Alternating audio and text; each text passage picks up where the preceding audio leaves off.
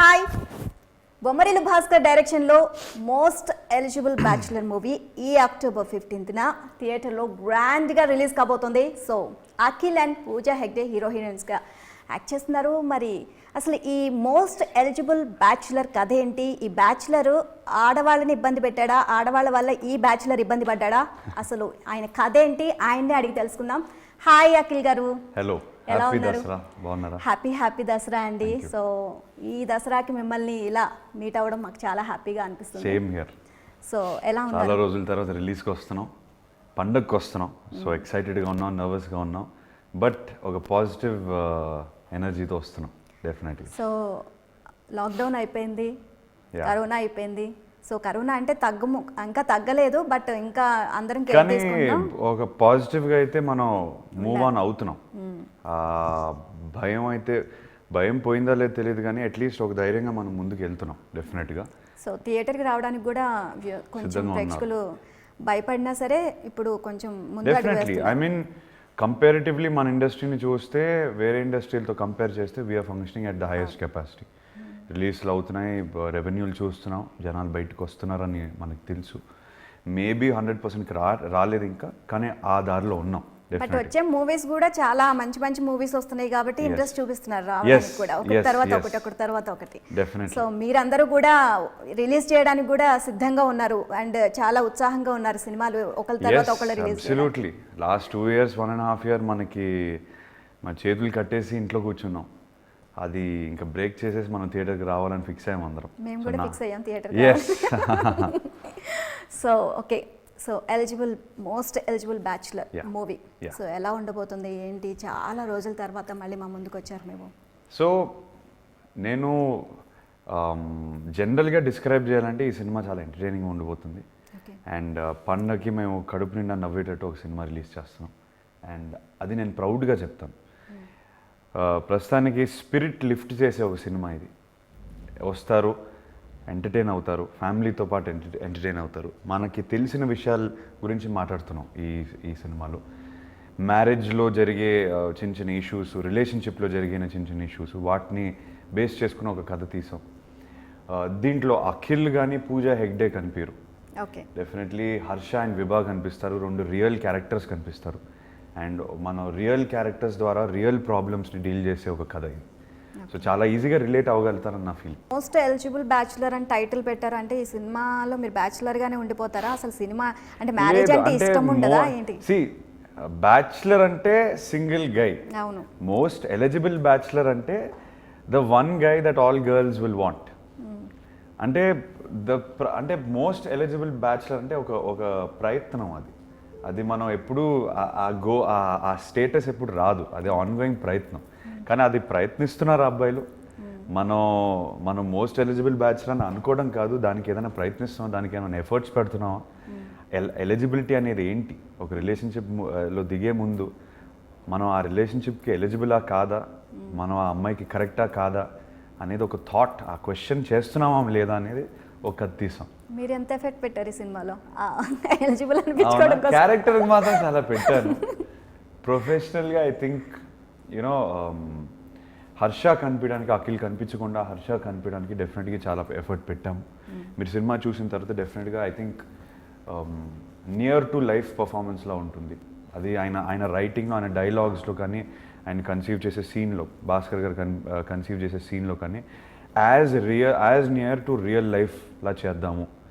Over డ్రామాటిక్గా, over సినిమాటిక్గా వెళ్ళకుండా ఈజీగా relate అయిపోవాలి. ప్రతి అబ్బాయి ఈజీగా రిలేట్ అవ్వాలి హర్షకి. సో అలా ప్రయత్నించాం. First half to second half లుక్లో కొంచెం ట్రాన్స్ఫర్మేషన్ ఉంది. లుక్స్ అండ్ ఇది డెఫినెట్గా మారింది. సో దానికి కష్టపడ్డాం. అండ్ ఫస్ట్ హాఫ్లో ఒక ఇన్నసెన్స్, ఒక అబ్బాయిలో కనిపించే అమాయకత్వం, ఇన్నసెన్స్, తను అన్నీ తెలుసు అని అనుకుంటున్నాడు కానీ తనకు యాక్చువల్లీ ఏం తెలియదు. తను మోస్ట్ ఎలిజిబుల్ బ్యాచులర్ అని అనుకుంటున్నాడు కానీ తను మోస్ట్ ఎలిజిబుల్ బ్యాచులర్ కాదు. ఒక చిన్న కన్ఫ్యూజన్, ఇన్నసెన్స్ తేవాలనుకున్నాం ఆ క్యారెక్టర్లోకి. అండ్ దానికోసం కూడా కష్టపడ్డాం. బాడీ లాంగ్వేజ్లో కానీ, డైలాగ్ డెలివరీలో కానీ, పర్సనాలిటీ ఎలా చూపించాలి కానీ చాలా లేయర్స్ ఉన్నాయి ఈ క్యారెక్టర్కి. లెట్స్ సీ, హోప్ఫుల్లీ అది సాధించాను. అది సాధిస్తే హ్యాపీ.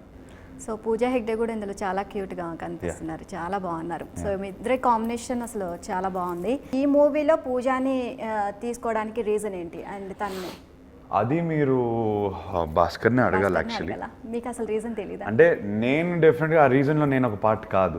ఓకే, ఆయనకి అది కరెక్ట్ అనిపించింది, ప్రొడక్షన్కి ఆయనకి ఐ థింక్ అది కరెక్ట్ అనిపించింది. బట్ మోర్ ఇంపార్టెంట్లీ విభా అనే క్యారెక్టర్, ఈ క్యారెక్టర్ ఐ థింక్ హాస్యని బొమ్మరిల్లు క్యారెక్టర్ తర్వాత ఇంత ఇంపార్టెంట్ క్యారెక్టర్ ఇచ్చారు. సో ఇది టేకప్ చేయడానికి కూడా ఒక స్ట్రాంగ్ యాక్ట్రెస్ కావాలి, someone who's very confident about herself and someone who's very hardworking, because తన క్యారెక్టర్ ఏమో స్టాండప్ కమెడియన్, మాట్లాడుతూనే ఉండాలి, నవ్విస్తూనే ఉండాలి సినిమా మొత్తం. అండ్ కాన్ఫిడెన్స్తో నవ్విస్తుంది. Stand up comedy is not easy, చాలా ఈజీగా దొరికిపోతాం కాన్ఫిడెన్స్ లేకపోతే. సో ఎంతో కాన్ఫిడెన్స్తో ఎంతో హార్డ్ వర్క్ చేసి తను ఈ క్యారెక్టర్ నిలబెట్టింది. And I think definitely 15th రోజు అందరు చూసినప్పుడు విపరీతంగా అప్రిషియేట్ చేస్తారు. And now I'm telling you confidently, I think this will be one of our best roles in our career for sure. ఇలాంటి రోల్స్ అందరికీ దొరకవు. ఇంత స్క్రీన్ టైం, ఇంత స్ట్రాంగ్ ఒపీనియనేటెడ్ క్యారెక్టర్, ఇంత పర్సనాలిటీ ఉన్న క్యారెక్టర్ అందరికీ దొరకదు. సో తనకి దొరికింది తన అదృష్టం, కానీ తన హార్డ్ వర్క్ పెట్టి ఆ క్యారెక్టర్ని నిలబెట్టింది డెఫినెట్లీ. బొమ్మరిల్ భాస్కర్ గారు మీకు స్టోరీ చెప్పినప్పుడు మీకు అంటే ఆ బ్యాచులర్, ఎలిజిబుల్ బ్యాచులర్, ఆ పాయింట్స్ ఇవే నచ్చినాయా, ఇంకేదైనా రీజన్ ఉందా ఆయన స్టోరీ చెప్పినప్పుడు? ముందుగా కథగా నేను ఆలోచించాను, నా క్యారెక్టర్ గురించి ఆలోచించుకుంటే ఫస్ట్ నేను కథగా ఆలోచించినప్పుడు నాకు ఒక లవ్ స్టోరీ కాకుండా దీనికి లవ్ స్టోరీకి మించి ఒకటి ఉంది. ఈ సబ్జెక్ట్లో ఒక అమ్మాయికి అబ్బాయికి మధ్యలో ప్రాబ్లమ్స్ కాకుండా ఒక లార్జర్ పిక్చర్ని మనం డీల్ చేస్తున్నాం. మ్యారేజ్కి ముందు మనం ఆలోచించాల్సిన విషయాలు అన్నీ దీంట్లో మాట్లాడుతున్నాం. చాలామంది చాలా తేలిగ్గా ఆ విషయాన్ని గ్రాంటెడ్గా తీసుకుని ఈజీగా పెళ్లి చేసేసుకుంటారు. అది ఆ గ్రాంటెడ్నెస్ ఎందుకు అవుతుంది, అసలు మనం ఏమేమి ఆలోచించాలి, ఒక కొత్త యాంగిల్ తెచ్చారు ఆయన. చాలామంది అంత డీప్గా ఆలోచించరు. సింపుల్ మ్యాటరే, అందరికీ జరిగే ఈ విషయాలు ఇవి. కానీ ఆయన ఆ అటెన్షన్ టు డీటెయిల్ పే చేసి ఆయన ఒక కథ రాశారు. అందుకే నాకు ఒక లవ్ స్టోరీ కాకుండా దానికి మించేది ఉంది ఈ సినిమాలో. ఇది చెప్పాలి, డెఫినెట్గా చెప్పాలి, అందరూ రిలేట్ చేయగలుగుతారు, అందరూ అర్థం చేసుకుంటే ఎంత బాగుంటుంది ఈ సినిమా అని అనిపించింది నాకు ఇమీడియట్ కథ విన్న తర్వాత. అండ్ లుక్ పరంగా చూసినట్లయితే మీరు మారారా లుక్ చేంజ్ చేయాలని, లేకపోతే భాస్కర్ గారు మార్చారు? ఎందుకంటే బొమ్మరిల్లు సినిమాలో సిద్ధార్థ్ కూడా ఆ సినిమాలో లుక్ పరంగా టోటల్ చేంజ్ అవుతారు. అండ్ సో ఇది ఎవరిది ఒపీనియన్? సో లేదు, బిగినింగ్ నుంచి మనకి 2 వర్షన్స్ ఆఫ్ దిస్ క్యారెక్టర్. హర్షలో 2 వర్షన్స్ ఉన్నాయి, before transformation, after transformation. In fact ఒక ట్రాన్స్ఫర్మేషన్ సాంగ్ కూడా ఉంటుంది సినిమాలో. బట్ మోర్ ఇంపార్టెంట్లీ ఆ టైం గ్యాప్ కూడా, సినిమాలో కూడా టైం గ్యాప్ ఉంటుంది. అండ్ ఫస్ట్ హాఫ్కి సెకండ్ హాఫ్కి మనకేంటంటే ఇప్పుడు మీరు ఆ క్యారెక్టర్ ఏదైతే చూస్తున్నారో ఆ క్యారెక్టర్ నుంచి ఈ క్యారెక్టర్ వరకు మీరు కాన్ఫిడెన్స్ కూడా చూస్తారు, డిఫరెన్స్ ఇన్ బాడీ లాంగ్వేజ్ అదంతా.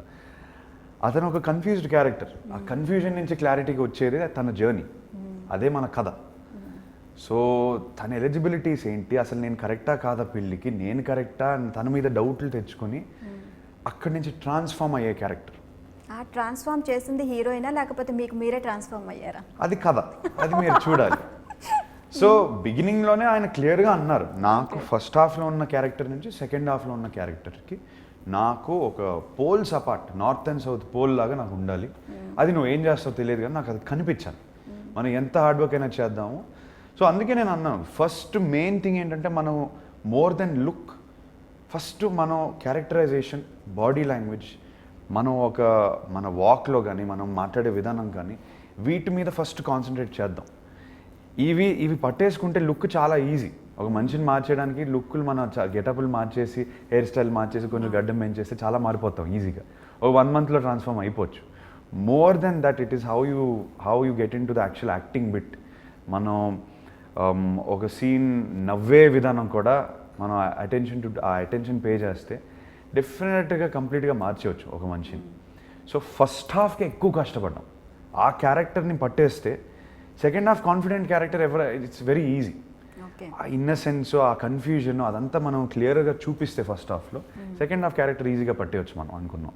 సో ఫస్ట్ హాఫ్ క్యారెక్టర్కి ఎక్కువ కష్టపడ్డాం యాక్చువల్గా మాట్లాడాలి. సో భాస్కర్ గారు కూడా చాలా గ్యాప్ తర్వాత వచ్చారు. ఎస్.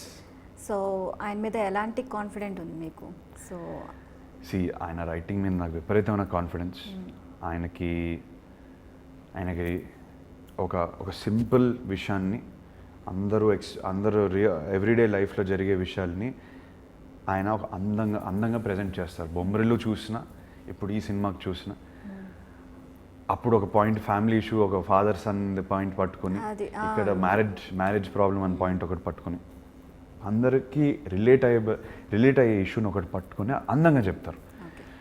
సో ఈ సినిమాని కూడా అందంగా చూపించారని నేను అనుకుంటున్నాను.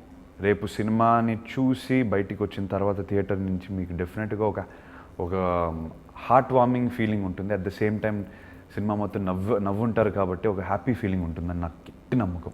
మీరు చెప్పినట్టుగానే బొమ్మరిల్లు సినిమాలో ఒక father and son relation just ఆ చిన్న పాయింట్ తీసుకొని సూపర్బ్ మూవీ. అసలు ఏముంది దాంట్లో కూడా ఆ సినిమా ఒక కంట్రోలింగ్ ఫాదర్ అంతే. అందరు ఎంతో మంది ఇంట్లో ఒక కంట్రోలింగ్ ఫాదర్ ఉంటారు, చేయి వదిలే ఫాదర్ కాదు. సో అది ఏముంది ఆ కథలో?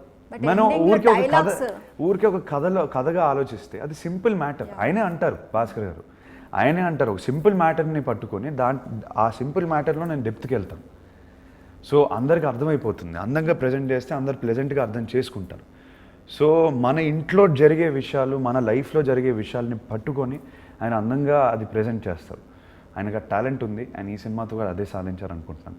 ఇప్పటికీ బొమ్మరిల్లు చూడని అవసరం లేదు, మళ్ళీ ఆ డైలాగులు గుర్తుంటాయి, ఎంతో గుర్తుంటాయి. నా ఆట కూడా మీరు ఆడేస్తే ఇంకెందుకు నాన్న నేను ఆడటం అనేది ఎంత అంటే సింపుల్ డైలాగు, కానీ ఎంత రిజిస్టర్ అయిపోయింది. ఇంకా అసలు ఎంత స్ట్రగుల్ పడతారనేది ఆయన డైలాగ్స్లో ఈజీగా, అతని స్ట్రగుల్ ఏంటనేది ఆ డైలాగ్స్లో మనకి ఈజీగా తెలిసిపోతుంది. చాలా సింపుల్గా ఉంటాయి డైలాగ్స్ కూడా. అండ్ ఇంకొక విషయం చూసినట్లయితే హీరోయిన్స్కి సేమ్ పర్ఫార్మెన్స్ ఉంటుంది, చాలా ఇంపార్టెంట్ ఉంటుంది. అటు హీరోయిన్ ఏదో పాటల కోసం పెట్టింది కాకుండా హీరోకి ఎక్కువగా వచ్చేటట్టు కాకుండా ఇద్దరికీ ఉంటాయి. సో ఇందులో కూడా మేము ఆ విధంగా ఎక్స్పెక్ట్ చేయొచ్చు. yes you are absolutely right. both equal characters, both characters help each other. వాళ్ళ గ్రాఫ్స్ కూడా ఇంటర్లింక్డ్గా ఉంటాయి. విభా లేకుండా ఈ సినిమా లేదు, హర్ష లేకుండా ఈ సినిమా లేదు. కలిసి ఉంటేనే ఈ సినిమా ఉంటుంది అనే నేను కాన్ఫిడెంట్గా చెప్పొచ్చు. అండ్ ఆయన ఆ విమెన్కి ఆ రెస్పెక్ట్ ఇస్తారు, విమెన్ క్యారెక్టర్స్కి ఆ రెస్పెక్ట్ ఇస్తారు, ప్రేమించేస్తారు ఆయన. అండ్ అంతే ఇంపార్టెంట్గా మీరు అన్నది 100% కరెక్ట్. అండ్ ఇంకొక విషయం ఏంటంటే బొమ్మరిల్లు సినిమాలో హీరోయిన్కి హాస్ని అని పేరు, వాళ్ళ పాప పేరు పెట్టారు. ఇందులో విభా అని వీళ్ళ పాప పెట్టారు. ఇమాజిన్ చేయండి ఎంత ఇంపార్టెన్స్ ఇచ్చారు. అదే కదా, అసలు ఆయన అనుకోని పెట్టారా లేకపోతే అనుకోకుండా అలా జరిగిందా? అసలు అంటే నాకు తెలిసి అనుకునే పెట్టుంటారు, బికాస్ చాలా రోజుల తర్వాత మరి ఇంత ఇంపార్టెంట్ క్యారెక్టర్. సో అప్పుడు బొమ్మరిల్లు ఎంత సూపర్ డూపర్ హిట్ అయింది. ఫస్ట్ టైం నేను కథ విన్న తర్వాత ఫస్ట్ మీటింగ్లో కూడా నేను ఫస్ట్ కాంప్లిమెంట్ ఇచ్చింది ఆ అమ్మాయి క్యారెక్టర్ మీద. ఈ క్యారెక్టర్ ఏంటి ఇలా ఉంది, నా క్యారెక్టర్ ఇలా ఉండాలి కదా, ఇదేంటి అమ్మాయి క్యారెక్టర్ ఇంత బాగుంది అని నాకు ఇమ్మీడియట్గా అన్నాను. I remember it was a joke also in the room. నేను అరే ఆ క్యారెక్టర్ నాకు ఇవ్వాలి కదా, రివర్స్ చేయలేదు అన్నాను నేను. అండ్ అంత రిజిస్టర్ అయ్యే character. So after tomorrow when you see the film I think అందరూ ఈ క్యారెక్టర్ డెఫినెట్గా ఎంతో రిజిస్టర్ అయిపోతుంది. పూజకి కూడా మంచి పేరు వస్తుంది. మీ ముగ్గురికి కూడా చాలా చాలా important movie success. Definitely. So చాలా కాన్ఫిడెంట్గా ఉన్నట్టున్నారు అందరూ చూస్తుంటే. కాన్ఫిడెంట్ అంటే మనం ఇప్పుడు బ్లాక్ బస్టర్ కొట్టేస్తున్నాం, పెద్ద హిట్ కొట్టేస్తున్నాం అదే అనటం వేరే. మా సినిమా మేము ఆనెస్ట్గా తీసాము, అనుకున్నది సాధించాము. అండ్ జెన్యున్గా ఆడియన్స్ని ఎంటర్టైన్ చేద్దాం అనుకున్నాం. ఒక సింపుల్ ఎవ్రీడే లైఫ్లో జరిగే విషయాన్ని మనం పట్టుకొని అందంగా చెప్దాము, ఎంటర్టైన్ చేస్తూ చెప్దాం అనేది మాత్రం సాధించామని మేము నమ్ముతున్నాం. ఇది బ్లాక్ బస్టర్ అయిపోతుందా, మేము ఓవర్ కాన్ఫిడెంట్గా ఉన్నామా అనేది కాదు విషయం. మెయిన్ థింగ్ ఏంటంటే we want to come and lift every one spirits, make every one laugh in the theatre and give a positive energy on Dasara. ఎన్ని పెళ్లి చూపులకి వెళ్ళారు సినిమాలోనా? సినిమాల్లో నేను నాకు తెలిసి చాలా ఎక్కువ చేసాము. మరి సినిమాలు ఎడిట్ అయ్యి వచ్చేసరికి ఒక ఐదు పెళ్లి ఎక్స్పీరియన్స్ ఎలా ఉంది? పెళ్లి చూపుల ఎక్స్పీరియన్స్ నాకు ఎప్పుడు జరగలేదు కాబట్టి ఫస్ట్ టైం ఎక్స్పీరియన్స్ అది సినిమాలో. ఓహో ఇలా ఉంటుందా అని నేను రోజు భాస్కర్ని అడిగేవాడిని. సో ఇలానే జరుగుతుందా, ఇలానే అవుతుందా నేను చాలా అంటే నాకు ఏం తెలియదు, ఎప్పుడు నాకు అవ్వలేదు పెళ్లి చూపులు. సో అది ఫ్రెష్గా అనిపించింది. అట్ ద సేమ్ టైం చాలా బాగుండింది బికాస్ ఫ్యామిలీ అంబియన్స్ క్రియేట్ చేసేసి కామెడీ చేస్తాం, కామెడీ ఉంటుంది, కంప్లీట్ కామెడీ చేసాం కాబట్టి. అండ్ నేనే ఒక రకంగా యాక్ట్ చేస్తూ ఉంటాను. వాళ్ళ ఎక్స్ప్రెషన్ చూస్తే నాకే నవ్వొచ్చేది. ఎదుట అమ్మాయి షార్ట్ అయిపోయిన వెంటనే సారీ నేను ఇలా మాట్లాడను మామూలుగా క్యారెక్టర్ కాబట్టి నిజంగా ట్రైలరే చాలా చాలా కామెడీగా ఉంది. Yeah. ఇంకా మూవీ అయితే ఇంకా ఫుల్ లెంత్ Yes. కామెడీ ఉంటుందని నేను అర్థమైపోతుంది మాకు. సీన్ చేసే ముందు కూడా డిస్క్లైమర్ ఇచ్చేసేవాడిని, ఇది నా డైలాగ్ కదా, భాస్కర్ డైలాగ్, ఆయన రైటింగ్ ఇది, నేను అంటున్నాను ఏమో ఫీల్ అవ్వకండి, నేను అనేసేవాడిని. సాంగ్స్ విషయానికి వస్తే నాకు బాగా నచ్చిన సాంగ్ లెహరాయి సాంగ్. అసలు ఎక్కడికి వెళ్ళినా కార్లో కానివ్వండి, ఎవరి అందరికీ దగ్గర విన్నా నచ్చినట్టుంది. ఎక్కువగా ఇదే సాంగ్ వినపడుతుంది. సో సాంగ్స్ కూడా చాలా చాలా బాగా వచ్చినాయి. అండ్ ఇంకొక సాంగ్ కూడా చాలా బాగుంది. అండ్ మీకు నచ్చిన సాంగ్ ఏంటి ఇందులో? నాకు ఏ జిందగీ అనే సాంగ్ భలే ఇష్టం. ఏ జిందగీ సాంగ్ బాగుంది. Yes. So and music director గురించి చెప్పండి. గోపి సుందర్. యా ఆయనకి ఈ సినిమాకి ఆయన అసెట్ ప్లస్ పాయింట్ అయ్యారు. డెఫినెట్గా ఇలాంటి సినిమాకి ఆయన ఆల్వేస్ ప్రాణం పోసేస్తారు పాస్ట్లో కానీ చూస్తే. కానీ ఈ సినిమాకి పర్టిక్యులర్గా భాస్కర్ ఎన్ని ట్యూన్లు రిజెక్ట్ చేసినా, ఎన్ని బ్యాక్గ్రౌండ్ స్కోర్ రిజెక్ట్ చేసినా స్పోర్టివ్గా తీసుకొని ఆయన ఏంటంటే అందరూ ఒక ప్యాషన్తో పనిచేశారు. మనం అనుకున్నది సాధించే వరకు కాంప్రమైజ్ అయ్యేది లేదు. మళ్ళీ చేయాలంటే మళ్ళీ చేయాల్సిందే, కానీ మనం అనుకున్నది సాధించాలి. సో అదే మీటర్లో గోపి సుందర్ కూడా ఎంత కష్టపడ్డా నాకు తెలుసు. సో ఆయనకి థ్యాంక్స్ చెప్పుకుంటూ ఆల్బమ్, ఇంత మంచి ఆల్బమ్ ఇచ్చినందుకు థ్యాంక్స్ చెప్పుకోవాలి. ఆమని గారి విషయానికి వస్తే సిసింద్రి. మూవీలో మీకు మదర్గా చేశారు. Yes. అండ్ ఇప్పుడు మళ్ళీ మీకు మదర్గా మళ్ళీ చేస్తున్నారు. సో మీ బాండింగ్ ఎలా ఉంది, ఎలా అనిపిస్తుంది? Wonderful. She such a warm person. ఆవిడతో ఇంటరాక్ట్ అవ్వడం ఎంతో ప్లెజెంట్గా ఉంటుంది. అదే కాకుండా నాకు సిసింద్రి నుంచి ఏం గుర్తులేదు, too young at that Yeah, point. అవును. But whatever it is, నన్ను ఒక కొడుకులా చూస్తారు. So it was so nice to perform with so many, ఎంతోమంది ఆర్టిస్టులు ఉన్నారు ఈ సినిమాలో. అండ్ అందరితో పనిచేయడం చాలా ఆనందంగా ఉండింది. బికాస్ ఫస్ట్ టైం నాకైతే ఇంతమందితో పనిచేయడం. అప్పుడప్పుడు ఒకే ఫ్రేమ్లో సడన్గా ఒక 30-40 మంది ఉండుంటారు. క్లైమాక్స్కి వచ్చేసరికి నాకు అంటే కౌంట్ కూడా చేయలేము, 60-70 మంది కన్నా ఎక్కువ ఉన్నారు. సో ఇంతమంది ఆర్టిస్టులతో పనిచేయడం నాకు ఫస్ట్ టైం. చాలా ఎంజాయ్ చేశాను. అండ్ ఇన్ఫ్యాక్ట్ నేను నర్వస్గా ఫీల్ అయ్యాను ఫస్ట్ 2-3 days. అయ్యో ఇంతమంది ఉన్నారేంటి, ఓపెన్ అప్ అయిపోయింది దాని తర్వాత. Okay. So as an actor also it help me. And ఒక ఫ్యామిలీలా పనిచేసాం. It was lot of fun. And ఈ మూవీకి సంబంధించి అండ్ ఓకే చేసేటప్పుడు నాగార్జున గారితో ఇంటరప్ట్ అవ్వడం, ఈ స్టోరీ గురించి చెప్పడం, ఇలాంటివి ఏమైనా జరిగాయా? ఆయన ఒపీనియన్ ఏ విధంగా ఉంది? ఆయన ఒపీనియన్ డెఫినెట్గా తీసుకుంటాం. ఆయన ఒక కథ విన్నారు. ఐ థింక్ ఫస్ట్ 2-3 నా నరేషన్స్ అయిపోయిన తర్వాత ఓకే చేసే ముందు ఆయన కూడా ఒకసారి విని డెఫినెట్గా చాలా బాగుంది, ఎంటర్టైనింగ్గా ఉంది, ఆయన ఒపీనియన్ ఇస్తారు. కానీ ఆయన డెసిజన్ బేస్ చేసుకుని సినిమా చేశాను అనేది లేదు. డెఫినెట్గా నా ఓన్ డెసిజన్గా తీసుకున్నాను. కానీ ఆయన అడ్వైస్ అండ్ బ్లెస్సింగ్స్ మాత్రం తీసుకుంటాను ఎప్పుడైనా. ఓకే. అండ్ ప్రీ రిలీజ్ ఈవెంట్లో నాగ చైతన్య గారిది మీది మీ బాండింగ్, ఆయన వచ్చి అక్కడ మాట్లాడడం కొంచెం, అంటే మీ ఇద్దరి మధ్య బాండింగ్ ఎలా ఉంటుంది అనేది చాలా బాగుంది. మాకు అసలు చూస్తున్నంతసేపు మాకు చాలా బాగా అనిపించింది. సో తన ఒపీనియన్ ఏంటి ఈ సినిమాకి సంబంధించి? ఆయన తను కూడా ఎప్పుడో మన 100% లవ్ గీతా ఆర్ట్స్ చేశారు. సో హీ నోస్ ఎంత మంచి ప్రొడ్యూసర్ వీళ్ళు, ఒక ప్రోడక్ట్ ఎలా తయారు చేస్తారో తెలుసు తనకి. సో తన ఫస్ట్ అడ్వైస్ కూడా వాళ్ళు డెఫినెట్గా వాళ్ళు నమ్మొచ్చు, మంచి ప్రోడక్ట్ తీస్తారు, మంచిది వాళ్ళతో పనిచేస్తాం, నీకు కూడా ఎక్స్పీరియన్స్ బాగుంటుంది అనేది డెఫినెట్గా ఎప్పుడు అన్నా. అండ్ కథ కొంచెం తెలుసు, పాయింట్ కొంచెం చెప్పాను, బాగా నచ్చింది. అండ్ ఆల్ ది బెస్ట్ చెప్తూ తను హ్యాపీగా ఫంక్షన్కి వచ్చాడు అండ్ జెన్యున్గా మాట్లాడాడు. అండ్ నార్మల్గా మీరు బ్యాచిలరే,